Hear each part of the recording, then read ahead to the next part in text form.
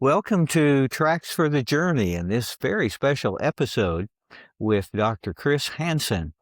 I think you're going to enjoy meeting Chris and talking about this work that he's produced and kind of the dual track of his life as a pediatrician and also digging into the theological background that so influences the way we look at the Mm. world.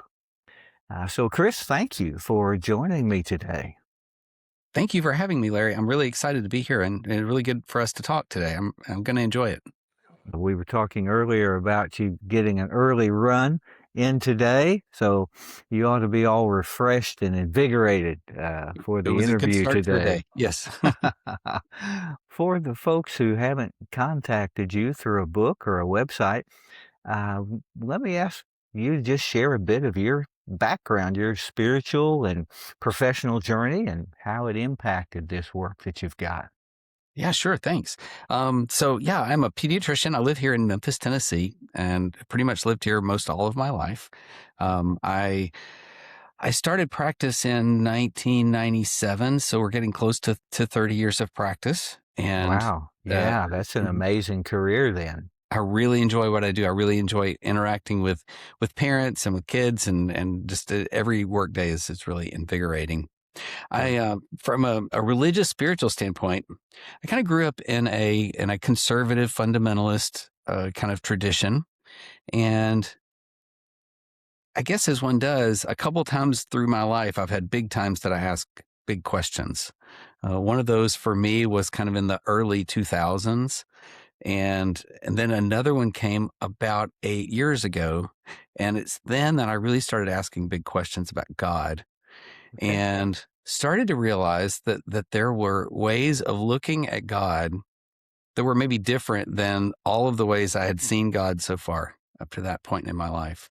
Wow. And during that process, I got to learn about open and relational theology. And as I did, I started to realize that this way of viewing God helped me align good parenting approaches better with a consistent theological approach. Okay. So I'll say that and then I'll back up just a little bit. So back early in my career in the late 90s, and when our kids were quite little, we have two daughters who are now 31 and 27. They might or might not want me to share their numbers online.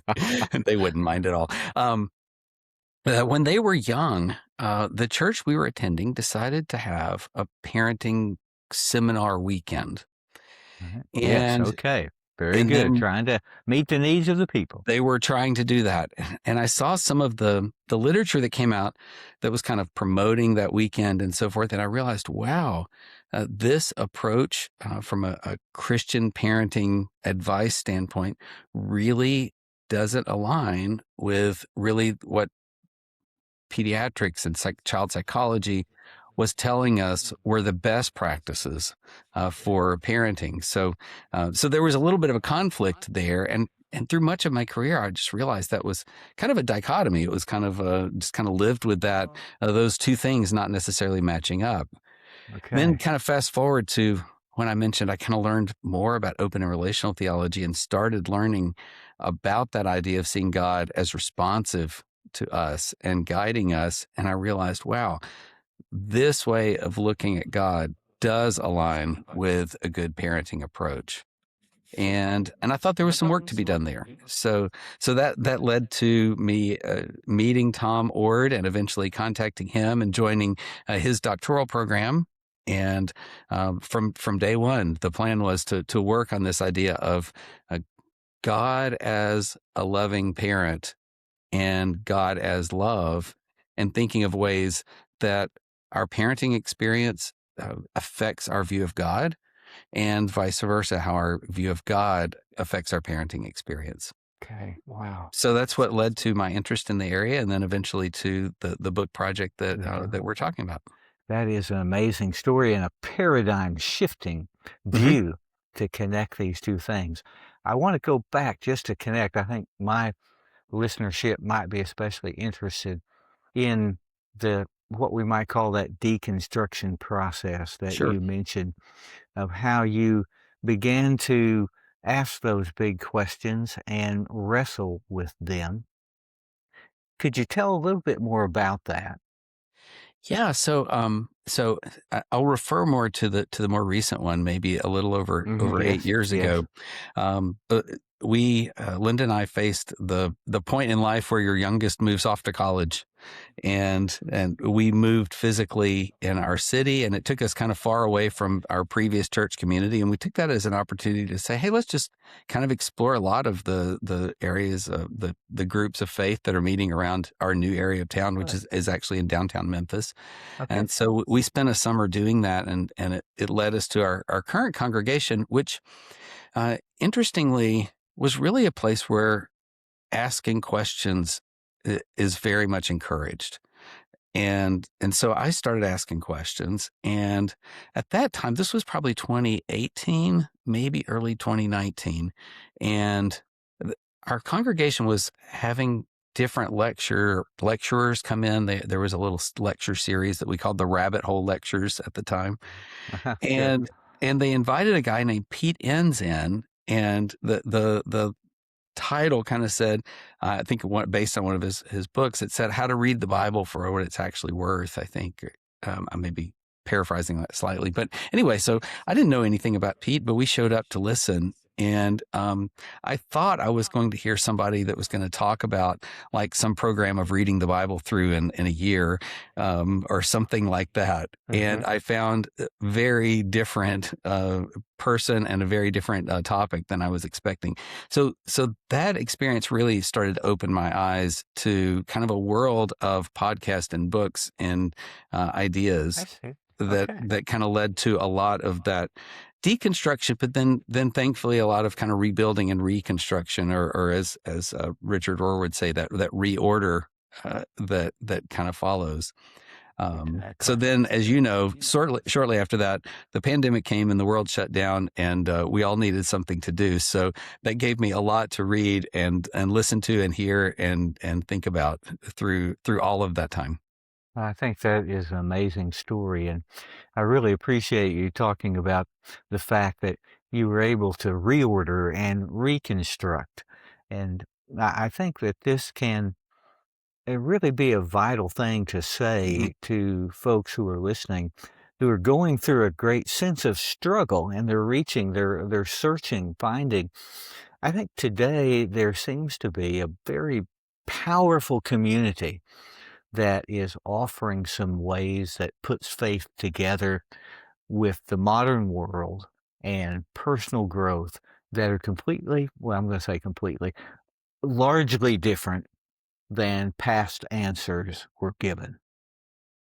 Yes, I think that's true, and it is true that sometimes people can kind of get stuck in that disorder, and they kind of feel like they want to move to that reorder phase, but maybe don't know exactly what to do.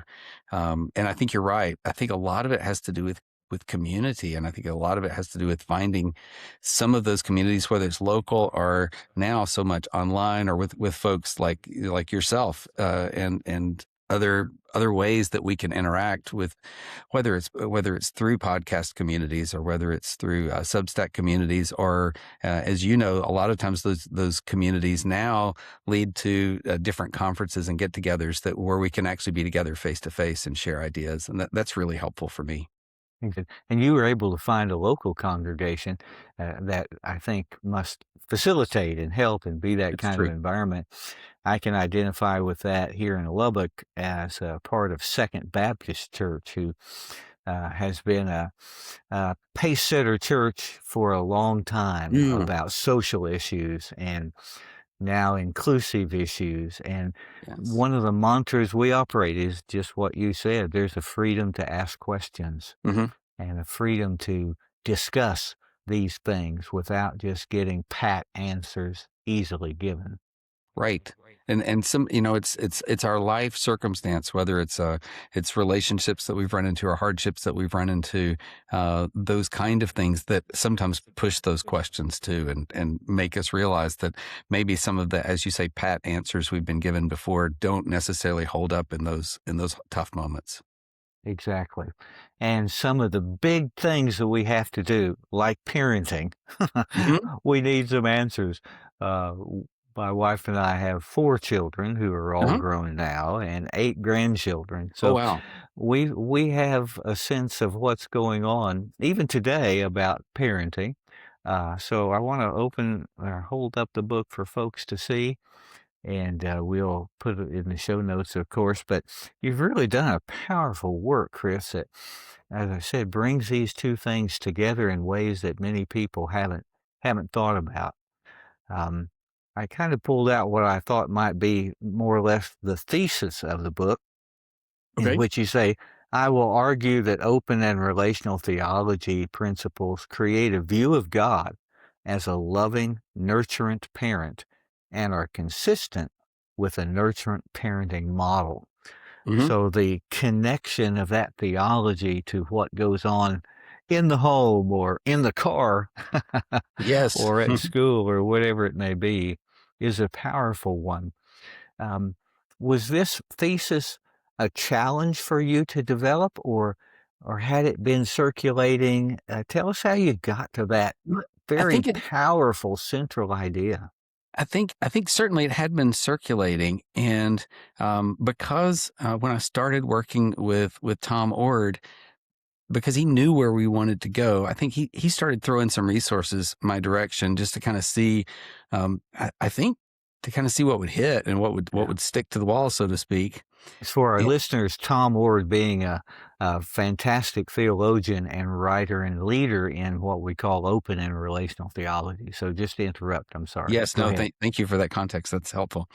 One of the books that he pointed me toward was John Sanders' book on prodigals. And I don't know if you've read that before. I'm not familiar with that one. Oh, okay. Embracing Prodigals is the name of his book. Okay. And he, in that book, he kind of starts with, or his book is all about the prodigal son's story. But he really takes the idea that the way we view God affects many aspects of our life. And in that book, he kind of takes Diana Baumrein's ideas about parenting, which were developed in the 1960s, late 1960s, and really continued to dominate a lot of the parenting world and research. He takes her ideas and kind of starts to map out a view of God based on those categories of parenting styles, and I kind of latched onto that and found that it really was very helpful. Um, she originally defined 4 parenting styles that she called authoritarian. Unfortunately, she called the second one authoritative. We'll come back to why I think nurturant is a better term for that in a minute. And then the absent parent, and then the permissive parent. And there are aspects of responsiveness and aspects of directiveness or demandingness that each one of those has that kind of define them. That idea of her term authoritative is very confusing, both in the academic literature and certainly in trying to talk to parents when you've got a term authoritarian and authoritative. So John Sanders proposed the idea of nurturant for that category, and I really think that is appropriate. So that's what I'm meaning in that kind of thesis statement when I talk about a nurturant parent. Okay, let's explore that just for a moment since you've brought it up. Um, this idea of a nurturant parent. Could you flesh that out a little bit Sure. for us? Yeah, I kind of hinted at a couple key qualities that kind of define each one of those types of Hmm. parenting styles.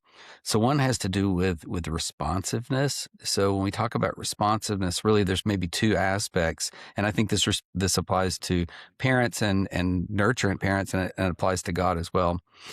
In that the first point of responsive is to see what a child has done or what they're experiencing, to try to understand it, and maybe to sit with them in that moment. That could be a young child who's having a temper tantrum.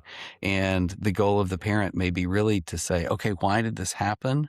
And now that I understand why it happened a little bit, let me just come down and give you a hug and say, wow, I know that was really hard. Let's just sit here together for a minute. Okay, so there's an interaction of responsiveness, Absolutely. first of all. And then that immediately leads into the second part of responsiveness, which is, so, okay, given where we are, what has happened, what your situation is, what can we do that moves us forward? So what are our options for the next moment, for the next few moments, for the future? And that leads into the other aspect of parenting that is so important, and that is I call it aspirational aspect of parenting. It's that idea that there are some possibilities of things that we can do next, and that we want to guide and empower our children toward those possibilities. So that leads into the next moment, and that's that directorship or empowerment or guidance. And God displays both of those qualities in God's interaction with us. And then my idea is that that's what parents can do as well when we reflect that kind of love that God is and that God demonstrates to us, to our children. Mm. So two aspects: to be responsive, interactive, and then to move, well, perhaps, thinking chronologically, to move into a more directive or option-giving Hmm. possibilities that empowers the child. Recognize the child has power Yes. and agency, and then allow that to perhaps be expressed or at least guidance toward that, depending on the age. Absolutely. Yeah.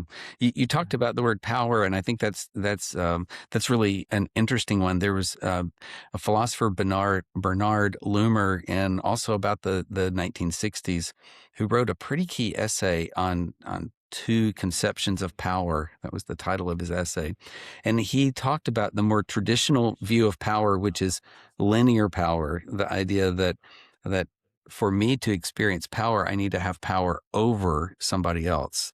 Okay. And so it becomes kind of a zero-sum game. For me to increase my power, I have to decrease somebody else's power, and I need to kind of will my way over them.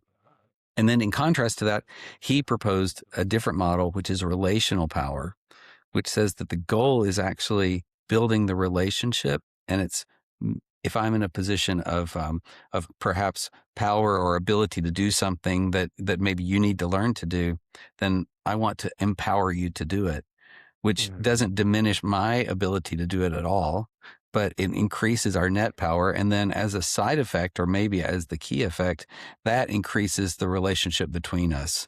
So empowerment is a move for the overall to become better, not for one to become better at another's expense.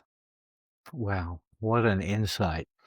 And the uh, even today's world in many aspects Yes. is seeing the difference in those two understandings of power playing out in ways that we can hardly imagine a few years ago. Um, wow, but to think you were able to take these psychological concepts and move into a perspective on God and how God works with Hmm. us, that I think is unique and so appreciative. And some of my listeners are going to be saying, "Well, isn't isn't God so far removed? I don't feel like God pays attention to me at all, Mm. or responds to me." And this paradigm shift that is so deeply rooted in the Bible about God being relational Hmm. and responsive, I think is something that can really transform a person's life. Yeah, I think that's exactly right. Sometimes we think about God as, like you said, so distant and removed, but then when we read the biblical stories, we find that God is actually, like you said, very responsive. Story after story, God did something, then God saw what people did, and then God did something in response to that. And we just see that play out over and over again. Somehow through our Christian history, we kind of disconnected those two things, and we got this idea of God being this distant, unmoved mover that must be this far away entity that kind of controls things a little bit, and then judges us when we don't do the right thing, and all of those concepts. But we lost that closeness and that relational connection. Yeah. Yeah. And one of the things that Tom Ord mentions so powerfully is about the love connection Mm-hmm. that is essential for the nature of God. This is a powerful part of it too. And I noticed in your book, there is a deep connection to the love aspect of parenting. And maybe you could speak a little bit more about that. Yeah, absolutely. So one of the criticisms that has kind of come from a couple people about my book is the subtitle, because I use the idea of a loving parents reflecting a loving Loving God. God. And I do think God is a loving God. I also think, and this was the criticism that I didn't push this point hard enough, I also think that God is love. That is a definitional thing about God. There's those two definitional things about God in the Bible. God is love and God is spirit. And so I think that that's really key. But I think not only is God love, but God is loving, and God demonstrates that love. That's good. In the book, I use from Hebrew scripture the idea of chesed, and talk a little bit about that view of God, which is, I think, so helpful to me. That this chesed is like this idea that there is somebody who is in a position to help someone who's in need. Okay. Sometimes this is used in scripture to talk about God and ancient Israel. Sometimes it's used actually to talk about different people. So one who's in a position to help another individual.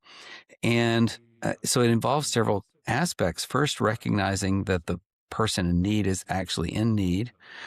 Secondly, kind of an empathy response to that individual's plight. Then a mode of, or moving to a mode of actually helping the other individual. And then through that help and aid, a relationship forms that sometimes is defined as that covenantal love. We use that sometimes that word is kind of translated to talk about covenantal love. But one of my favorite translations is that it's loving kindness. It's that person who's in a position to help someone else, recognizes that they need help, and through loving kindness gives them help, and that creates an ongoing relationship. So that's just a beautiful one way of looking at, I think, divine love from Hebrew scripture. That's a great perspective and goes so deeply into the biblical theology. And of course, these covenant expressions in the Bible are very practical. They show ways of living. And so let's pivot just a little bit into this parenting action. And you describe parents doing some things that are maybe different than an authoritative theology would have. So, in a practical way, how would a parent who is open and relational in their understanding interact with a child? You gave one little picture, but let's dig a little bit more and give some practical handles to a parent. Yeah, I think if you start with those like 10,000-foot ideas, the responsiveness and guidance and empowerment, and hang on to those, then they work in so many different situations. It works in we used the example of perhaps a toddler with a temper tantrum. A similar thing works with a teenager who perhaps gets in a relationship with a new friend that the parents maybe are kind of not really sure about, and not really feeling good about, right? Okay, So how could that ever happen? I don't know. right, exactly. So an authoritarian approach might be to kind of try to lock down that teenager and say, "Oh, you can't have this friend." And any of us that have had teenagers in our house know that's probably not going to be the most successful approach. You can certainly control behavior for a certain amount of time, but maybe not even for very long. But a nurturant parent may want to kind of recognize, hey, what is my child missing that they see in this relationship? And why is that really important to them? Perhaps this new friend is really accepting in a way that some of their other friends haven't been. And then that may lead to an empowering dialogue to say, hey, I see this relationship. I see why it may be really helpful to you and attractive to you, but I also see maybe some danger signs. So can we talk about like maybe ways that you could explore that friendship, but we can still put some healthy guardrails around it? Like you could go hang out with that person, but maybe not when their older brother is driving the car. Maybe that's a safety line that we need to draw. So just another quick example there. But as long as you look to respond to, understand where your child is, respond to that, and then think, how can we go forward together? I think that's really the key. That's so essential. And a challenge as a child grows, obviously from the very beginning, the parent is completely in power. Yes. And yet by the time that high school graduation comes, the parent may feel that they have lost their power or having to surrender things. And that can be a really challenging thing for a parent, can it? Yeah, it really can. And I think that's a journey really through, all of the teen years. And I talk to patients about this pretty often. And I'll use the example of Spider-Man. You remember Peter Parker's Uncle Ben, if I'm getting the character's name right. When Peter was given these special powers through this spider bite, Uncle Ben gave him the advice of, with great power comes great responsibility. Wow. And so I'll flip that just a little bit when I talk to teenagers and say, with great freedom comes great responsibility. And the path from when you're 12, for example, to the time that you head off to college on your own is a path of gaining more freedom gradually over time and gaining and showing that you can handle more responsibility. And then the flip of that is that we have to challenge parents to gradually give more freedom and give more responsibility. Because if we decide to take a very authoritarian approach and the parent runs the show right till the point where they drop them off at college, we may have not given the ability to our kids to do practical things like the laundry and figure out how to clean the room.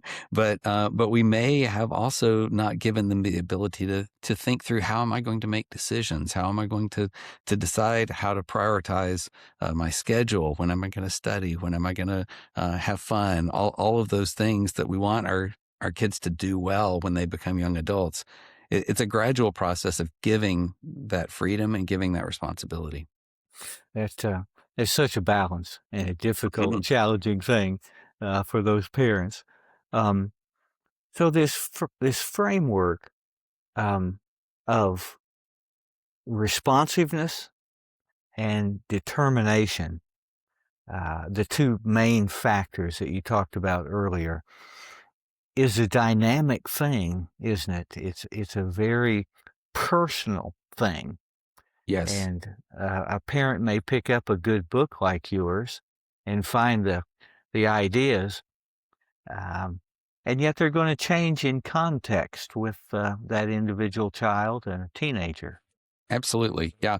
It's kind of funny because early in my career, I said, I can never write a book about parenting because even what I advise different parents in the office on a regular basis can be really different from one situation and one family to another.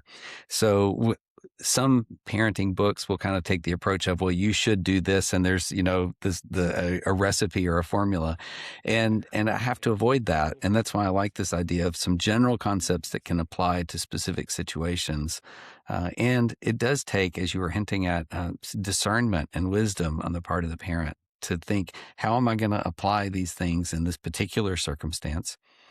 but it's one of those things that with practice, it kind of becomes more natural too. Yes. Yes.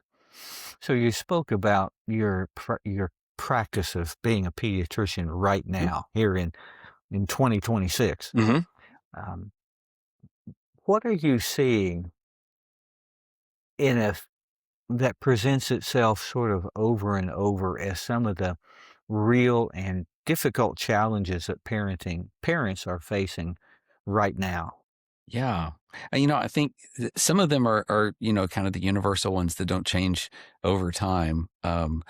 Like helping kids move from one phase to another. You've got, we talked about the toddlers with temper tantrums, and you've got 3-year-olds that want to do everything themselves, and we need to teach them how to start to use some choices and how to start to also understand that the family is a community, and that only one will doesn't rule the house, and that we have to live as a community. All of those times of moving from preschool to school, a big one, moving from elementary school to middle school, which can be so daunting. Um, I do think that we've got some of the kids that were really affected by the pandemic, that now we're, 6 years after that, we are 6 years exactly after it. And so those kids, the ones that were born right in the middle of that time period, are now starting kindergarten. And the ones that were shuttered at home in kindergarten are now starting middle school. And so we do see, I think, a bit more anxiety, a bit more kind of wondering about, how do I fit into the world, when those kids didn't have some of those kind of fundamentals that come along in the kindergarten and first grade years. So I do think that's a little bit more of a problem these days than perhaps it was before. Mm-hmm. I, I hearing this also from Mhm. parents, and we, I think we're having trouble as a society defining how do we deal with this pandemic generation, Mhm. wherever they were in Right. their life process in 2020 and 2021. It has given a very different set of issues that a Mhm. child has to deal with. And I I think appreciate you mentioning that. Yeah, I think that's absolutely true. Do you see it showing up in greater anxiety on the part of a child, or are there other things that are emerging which seem to be at least influenced by that experience? I think certainly anxiety. I think we see it in some of the young adults now that were, like my youngest daughter, kind of in the middle of college when that hit, because the college experience became very, very different when suddenly you're sent home from your campus and you're on Zoom for all of your events. And my son-in-law actually was set to graduate at the end of 2020, or in Wow. May of 2020. So he didn't Yes. actually walk for another year after that. Yeah. Thankfully, the university finally let them do that. But yeah, I think that created a whole different set of problems for that age group at such a Yes. key time of transitioning from college into young professional life. And the young professional life was just really different.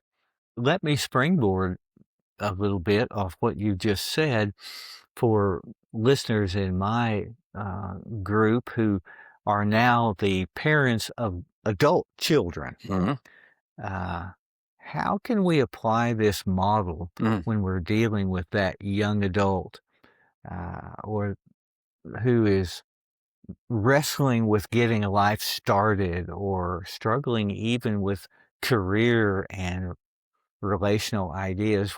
How does a parent fit in to that life Yeah. in an open and relational fashion? I think that's another time where listening becomes so valuable, and being there to listen and try to hear what are the struggles that generation and that those folks are really feeling. And I think they are a little different than the struggles that perhaps our generation felt when we were there. So I think one of the keys is don't imagine that they're a carbon copy of us, or that the issues that they're going through in any way are the same as what we were going through.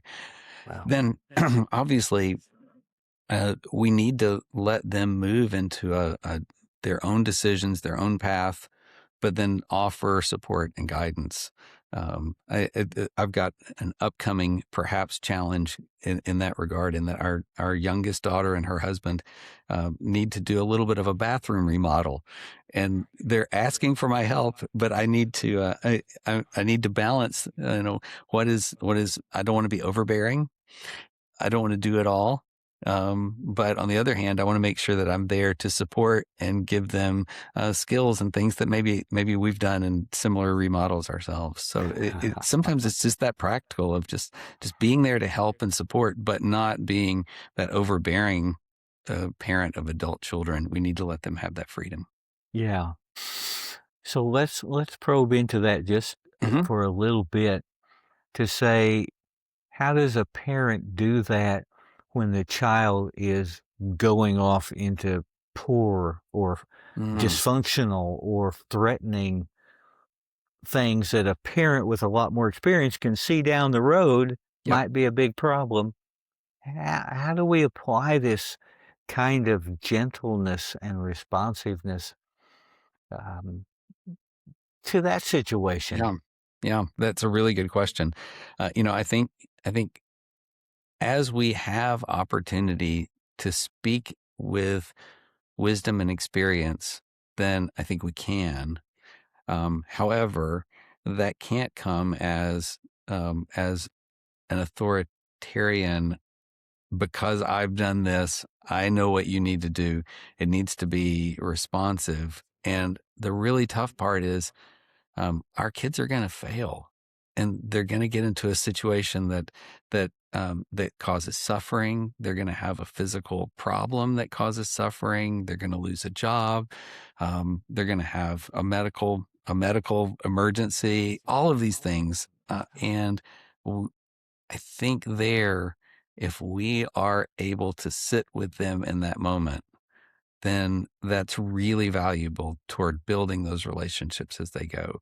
And that may start with even some of the small failures that happen in college or young adult life, or just small frustrations. But if we build trust through showing that we can sit there and we can say, man, this sucks. I'm sorry you're going through this, and I love you. And then maybe start to point toward a path forward, then that builds trust that can then delve into deeper problems as they show up. That sounds like a lot of theology in my mind, reflecting a God who not only is present, but also is full of grace and mercy as a part of love.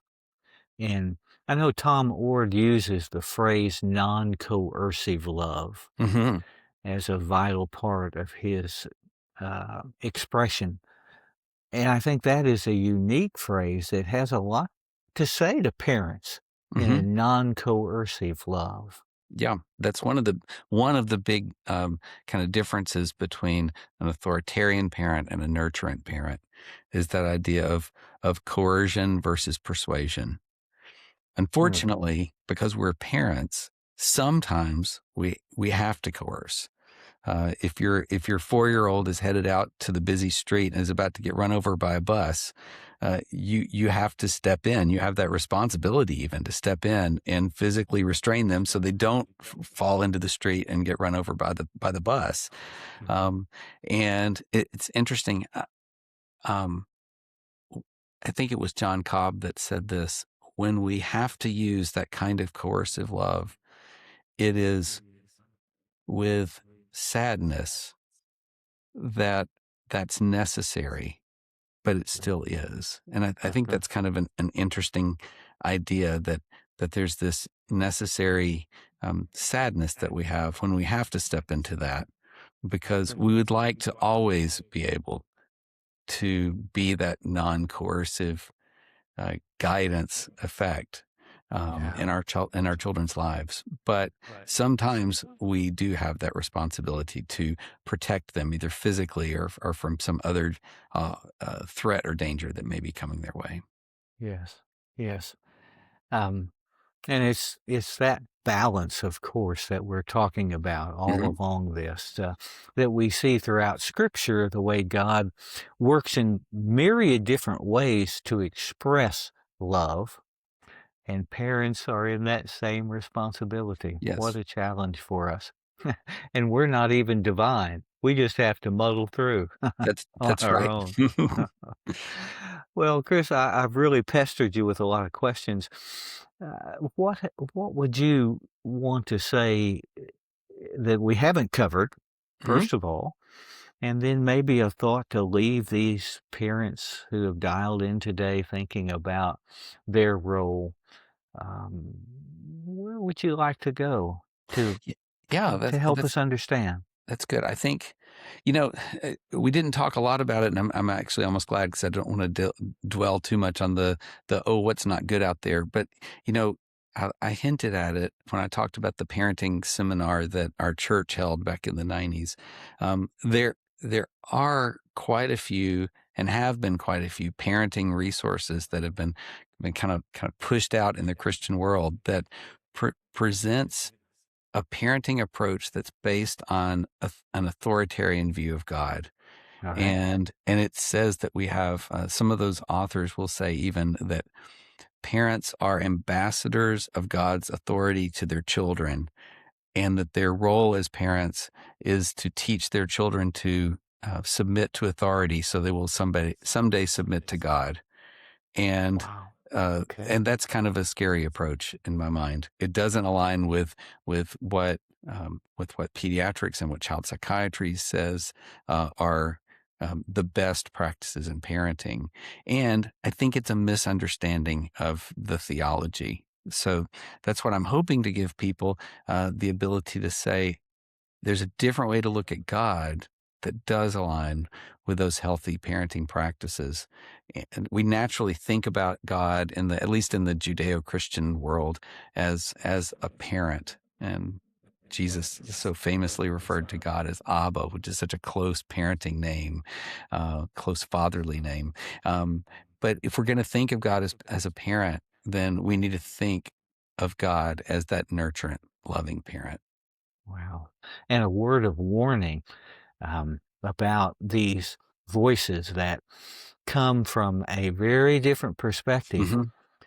And I'm going to say that we're talking with Dr. Chris Hanson, who is a pediatrician and trained in the most evidence-based analysis that psychology and medicine has to offer.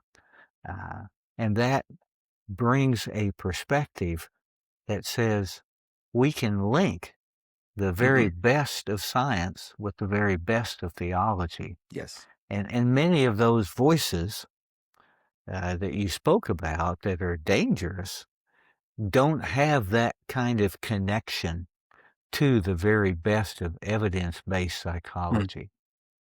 that's true. That's true. This is a good word. So once again, I interrupted you. And how would you like to leave parents today with some guidance or word or encouragement in Um, what they're doing? boy, we talked about love. I'm gonna jump in. You know, sometimes, and especially in Christian circles, we talk about words for love, agape and eros and philia. And often we've heard a myriad of sermons on those words and their different aspects. But I think those words have a lot to do with ways that parents can love their children. Um, Tom, without going into too much of a long explanation, Tom uses some interesting ways of talking about those words. So eros becomes because of love. So because of who my child is, that I love them. And that starts, I think, the moment we see them as soon as they're Sure, born, and we say, wow, just because of who you are, I love you. sure. Um, and philia, he defines as alongside of love. So doing something alongside of our children. And we all experience that when we do a project together, or we ask them to join us in making cookies, or learning a skill in the kitchen. And so much of life is alongside of our children, and enjoys that kind of love. And then agape, he defines as an in spite of love. And boy, don't we have that a lot of times with our children, in spite of the fact that they made a huge mess on the floor, or ruined the carpet, or whatever has happened. We love them in spite of that thing.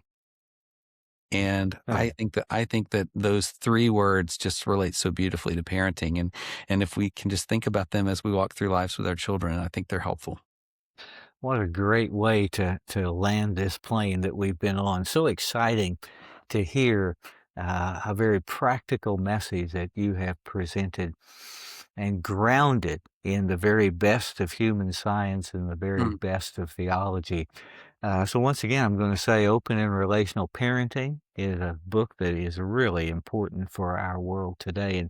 And you've got a website going, and maybe future projects. Anything you want to share about that? Yeah, I continue to write on Substack. I put something out 2 or 3 times a month. So I think I sent you the link there, but it's just Open and Relational Parenting on Substack. And the next project is to take this book, which was a bit. It does have a bit more of an academic kind of approach to some sections of it. I think out of necessity, and then make. The next book, I think, will be one that's a little bit more accessible, and a little bit smaller chapters, and hopefully is something that we can really get out to parents who need to hear these kind of things. So that's Fabulous. and some of the snippets from that book are probably coming out on Substack, even though they're not labeled as that. So yeah, hop in on the Substack, and folks can get a preview of some of that kind of writing. That is an excellent resource, and yeah, I'm sure as you work to apply all of this, there's going to be a lot of information coming, and so relevant. Books are Mhm. great, but they're a year old or 2-year old or Right. whatever, and the online presence of blogging on Hmm. Substack gives a great opportunity to create a community. Yeah, And I'm sure that talk about responsiveness as people can join the community on Substack, absolutely. they'll find a great resource. Well, Chris, thanks so much for your time and effort, and we look forward to connecting and seeing what's going to develop to help parents in the future. Thank you so much, Larry.